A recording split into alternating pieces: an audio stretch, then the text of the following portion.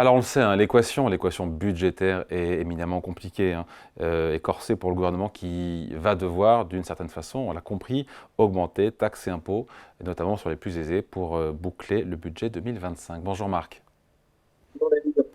Marc Vigneault, journaliste à l'Opinion. Le son n'est pas très bon. Vous m'entendez bien, Marc? Oui, moi je vous entends très bien, Ouais, David. voilà, là c'est bien pour vous, c'est bien, là super. J'ai vu ce chiffre passer, je ne sais pas s'il est exact ou pas. Est-ce que c'est vrai que le gouvernement va devoir trouver 40 à 50 milliards d'euros d'économies l'année prochaine pour tenir les 5% de déficit public? Parce que rien ne nous dit que Michel Barnier va vouloir passer de 6%, a priori niveau déficit public qu'on devrait avoir cette année, nous a dit a priori Bercy, à 5% l'an prochain. Personne s'est engagé dans ce sens. Et c'est ça, c'est un des arbitrages majeurs que doit rendre le gouvernement, c'est quelle cible de déficit adopter pour 2025. Et donc, de là découle toute la trajectoire de réduction du déficit français. Et donc, il est extrêmement peu probable, partant d'un niveau qui tourne autour de 6, que la réduction du déficit l'année prochaine soit à 1%, 1% du PIB. Euh, les 60 milliards, ça dépend comment on parle, hein. Si on parle par rapport à l'augmentation tendancielle des dépenses, ça peut être un chiffre qui fait sens. Mais 1% du PIB, c'est pas 60 milliards d'euros, hein. Donc, il faut faire extrêmement attention parce qu'en fait, tout le monde a des référentiels différents sur quel est le chiffre. Vous Si avez vous raison, parlez d'effets vous avez structurels. raison, un point de PIB, c'est 25 milliards d'euros. Donc pourquoi parler de 40 ou 50 alors? Eh ben parce que en fait tout dépend de comment on parle. À Bercy traditionnellement on parlait d'un effort de réduction du déficit par rapport à l'augmentation tendancielle des dépenses. Si vous le faites sur les dépenses publiques, les dépenses de santé par exemple, elles augmentent naturellement de 4,5% par an. Et le problème c'est que Bercy ne réactualise pas et ne publie pas quel tendanciel d'augmentation naturelle des dépenses il retient comme hypothèse de référence.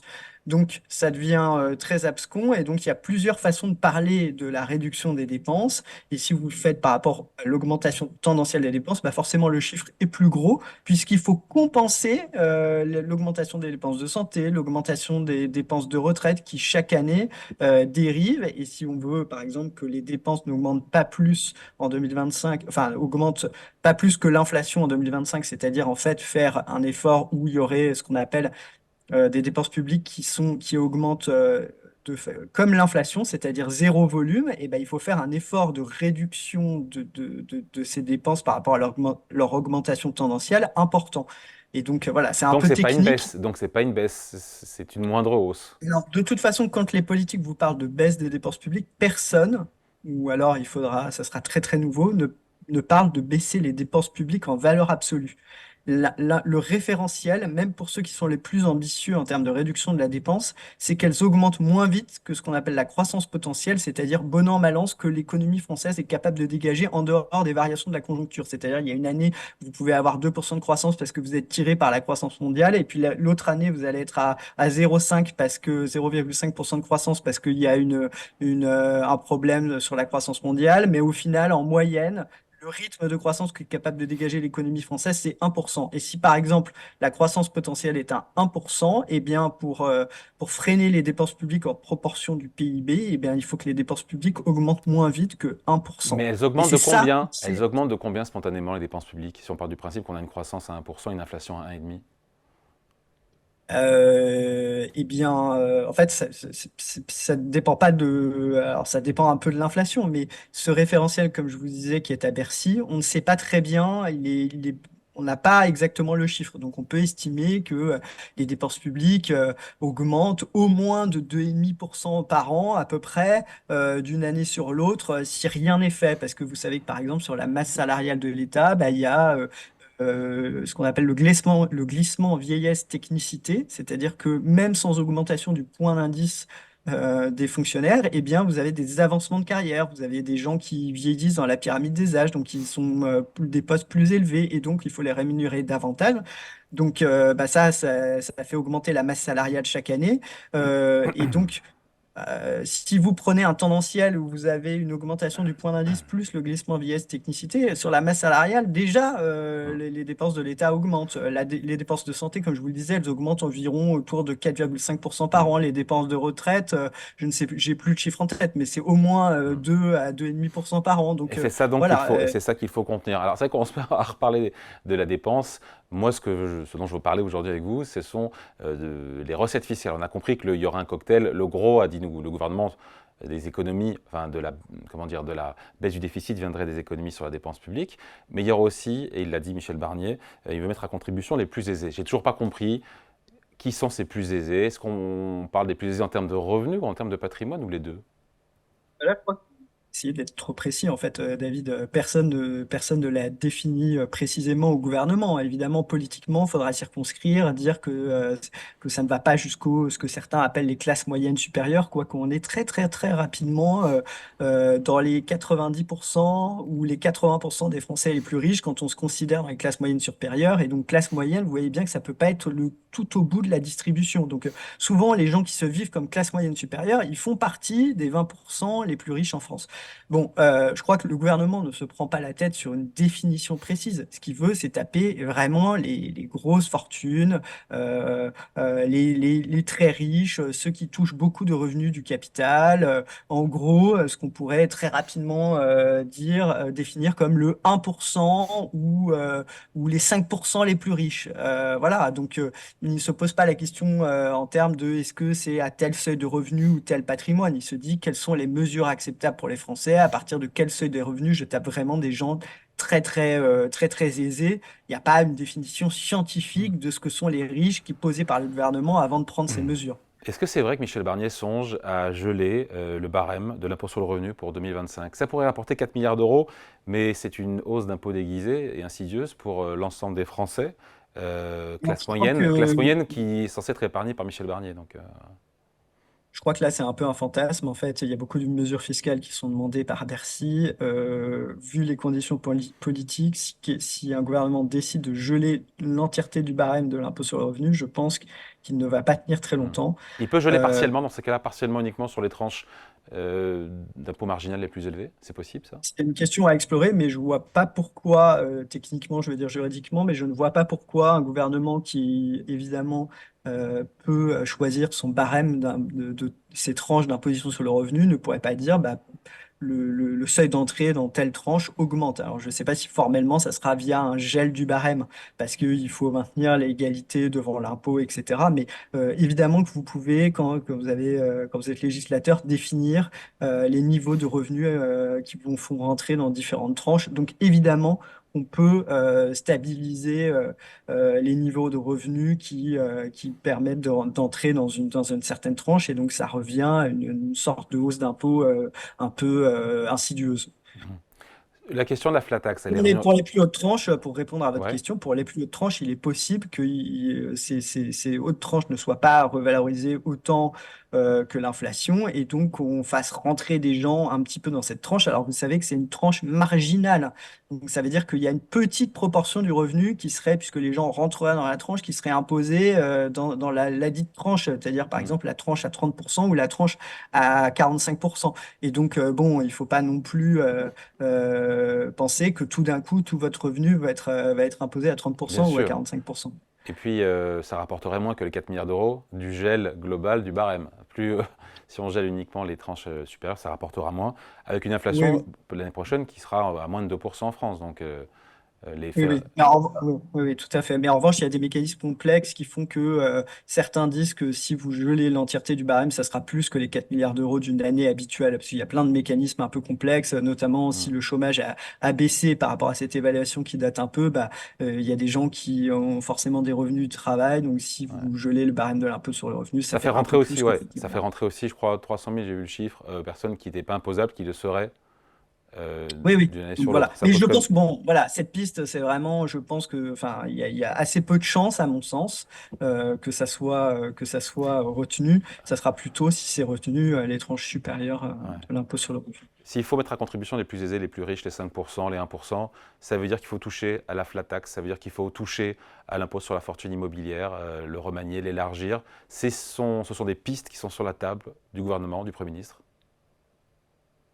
Alors oui, il y a eu des pistes qui ont été explorées sur l'augmentation de la flat tax, hein. C'est des confrères qui ont sorti l'information, donc c'est assez fiable.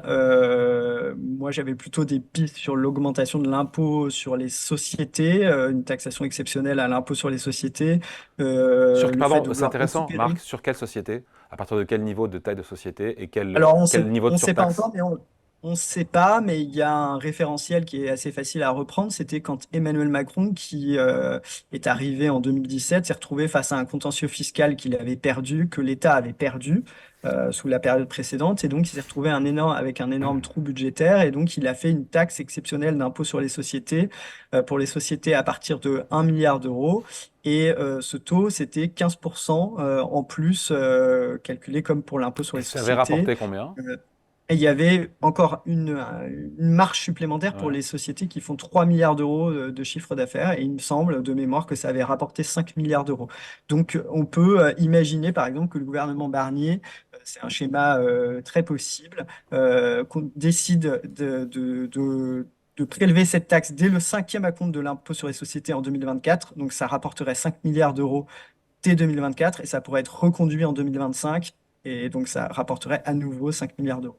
Bon, et sur la flat tax augmentée à 33, 35%, à Oui, oui. 33%, ça rapporterait 1,5 milliard. Euh, Cette piste, ils vont être extrêmement prudents là-dessus, d'abord parce que c'est quand même revenir sur un signal très important de la politique d'Emmanuel Macron, hein, et puis sur un signal d'attractivité assez important.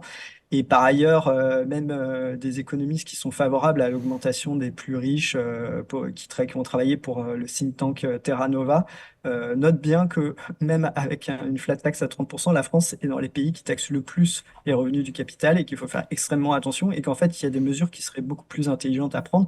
Donc, je pense que le gouvernement qui a plein de paramètres à prendre en compte, l'équilibre de ses mesures, l'équilibre politique de son équipe, qu'est-ce qui est acceptable à l'Assemblée ou pas, va quand même être assez réticent à envoyer un signal qui serait quand même qui pourrait être très délétère pour l'attractivité de la France, même si effectivement les études économiques ont du mal à identifier en termes d'investissement ce qu'apporte ce prélèvement forfaitaire unique. Ça ne veut pas dire qu'il n'existe pas, ça veut dire que juste les études ont du mal à isoler cet effet.